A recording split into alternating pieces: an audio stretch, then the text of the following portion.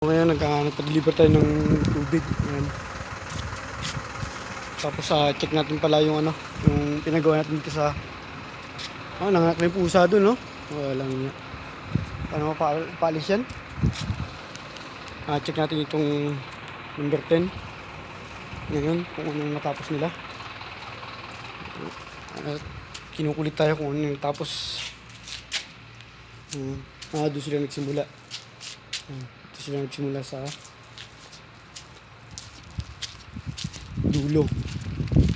Tama naman kasi pag dito sila nagsimula, hindi sila makakapasok. Kaya dito sila nagsimula. Okay. Tapos ito, pinag-iba ko rin to kanina. Ayan. Tapos itong mga ratan, papatapong ko na itong mga ratan na to. May mga pum yan eh. Yung ratan na yan, matibay yan eh. Kaya lang, pwede yung ganyan. Ayan. Papaano natin. Ayan, ito tapos na sila.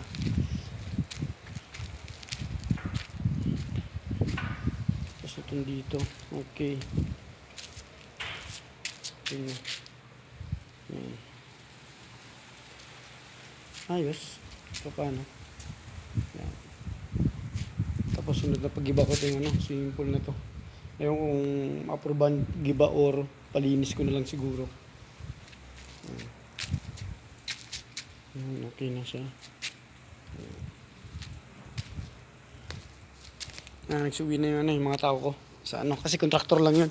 Nakontrata na ito ng 5,000. Ito. Magkano sa atin yun? May 50 mil na, 70,000. Dito lang. Diba? Mga tao ko sana papagawin ko. Kaya lang kasi ayaw ng mayari. Sabi ko, kahit bigyan natin sila ng tag 500 na lang, kaya ko naman guide sila. Sabi, pakontrata na lang daw. Sige, ayan, kontrata, diba? Ayan. At least okay na, kunti na lang. Okay, nandito na lang.